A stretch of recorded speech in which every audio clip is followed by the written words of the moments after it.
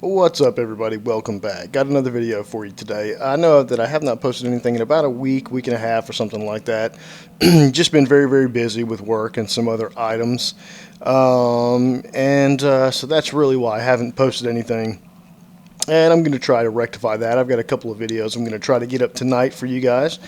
Today we are actually in Rfactor 2, which is a game I regularly visit and use as one of my main sims, due to the fact that it has, I think, pretty close to the best physics that are available out on the market right now. Graphically, it's not the best, but Rfactor 2 does have some of the best physics. I really do think that. I'm a firm believer in that statement, or I wouldn't make it. Most of the time I run like GT3 cars and open wheel cars on Rfactor because there's not a huge plethora of road cars available. And I'm a huge fan of I like running road cars. I like running road cars in sims. I know that a lot of people don't think there's a use for them because sim is for racing and there's no point for a road car, but I think it's cool to be able to hop in a car that you have actually had access to in real life. For example, this car is a new mod that just came out. This is a Toyota GT86, and I've physically driven one in real life. So I can make a huge comparison to how I think this performs compared to how they actually perform in the real world. So this is a new mod that just came out a few days ago. I'm not exactly sure who the mod creator is, and I apologize for that. I just didn't happen to see it. But I do know I got this mod and also a BMW M5, which I think was released this morning. Or it said about 11 hours ago, so sometime today, of a older generation BMW M5, and I'm also going to do a quick video on that one when I'm done with this one too. What's so exciting about both these mods is that they're street cars and they're for Rfactor 2, so I'm glad that people have started putting some effort into Rfactor 2 at all for the mods, and that some of these mods are street cars. And up until a little while ago, I'd never heard of, there's a Facebook site, I think it's called Sim Racing for Life. If I'm wrong, I apologize, but I will have the link in the description for you to go there. And those guys over there are very up to date with a lot of new mods that are being made for Rfactor 2, both tracks and cars. And if it wasn't for them, I would have had no idea that they were in development for the past few months and that they actually came out. So that's enough talking. I'm going to kind of give you a brief rundown. I did make a couple laps in this car just to get a general basis of what's going on with it, and we're getting ready to take a few laps. So yeah, the link for this car will also be in the description. I think it had like a mega download or something like that. I'll put that in the description as well. Interior wise, looks pretty good. It's not the worst I've seen on Rfactor, but it's definitely not the best. The meshes and the materials look pretty decent, but I mean, I'd say, yeah, it looks pretty good. And by the way, I'm using a head tracking system. Track IR is what I'm using, and that's why I can move my head around and look around in the cockpit. So without further ado, let's take it for a spin, and I'll give you guys my ideas of how I think it actually handles. One thing I noticed right off the bat is that it's extremely quiet at idle. It's almost so quiet you can't even hear it running.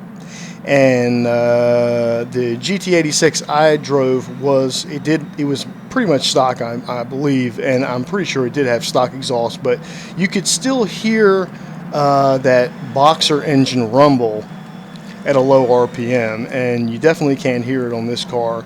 Other than that, though, does have a good engine sound. I do like the way it sounds. Force feedback is nice and heavy. That's really good. A lot of times on these mods, especially the GT cars that I've been driving mostly recently, the force feedback is very light. And Rfactor that's one of its main benefits, is that it's got nice, heavy, and true feeling force feedback. And I'm glad that the creator of this mod took advantage of that, and they've put a lot of weight in the wheel, because even though this car is Oh, I almost got run over. Even though this car is a very light car in real life, The steering feeling is very direct, and you definitely feel it through the wheel, and they've definitely given you that in this mod. So I do like the steering feel. Feels very right. It feels correct. I do feel like in real life that the Toyota GT86 is a little more tail happy than what they have made it to be in this game. But if you try with some sense, it does handle well too. So I think they were going for probably the handling purposes.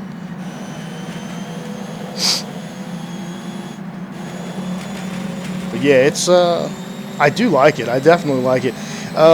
One characteristic about the sounds that I don't think is very close to realism is there's a lot of transmission whine, and the GT86 or I've actually driven a Subaru BRZ, which is the same thing as well. I've driven both of those cars, and the Toyota GT86 was stock. It was bone stock. The BRZ had some exhaust and some other stuff done to it, but in both scenarios, both of those cars, neither of them had a transmission whine or a rear end whine like I'm hearing in this car. So I almost wonder if they've taken this engine note from an existing vehicle off the game, maybe a race car.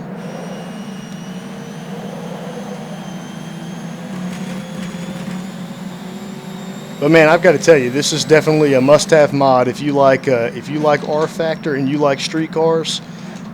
This is one that you definitely want to put in your library. And like I said, I'll put whoa, she got a little tail happy there. I'll put the description in I'll put the download link and the link for iRacing, or not iRacing, I'm sorry, whatever the name of the Facebook site is. I'll put all that information down in the comments or in the subject.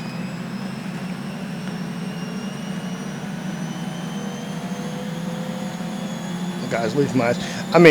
Actually, what I was meaning to say to you is that I'll put all the information for both of those websites in the download link in the description below. I was kind of getting sidetracked because that guy was getting away from me a little bit. But yeah, definitely, this is definitely one that you want to try out. I'm going to have many hours in this car because it's a lot of fun. So I'm going to end that video, or I'm going to end this video on that. Definitely check this out. Hit the description down below. Find the link, download it, and try it for yourself. Don't take my word for it, but it is a really good car. I'm really pleased with this. If the BMW M5 that I'm about to try out is anywhere near as good, I'm sure I will like that one too. So I'll see you guys here in just a little while for that video. All right, see you later.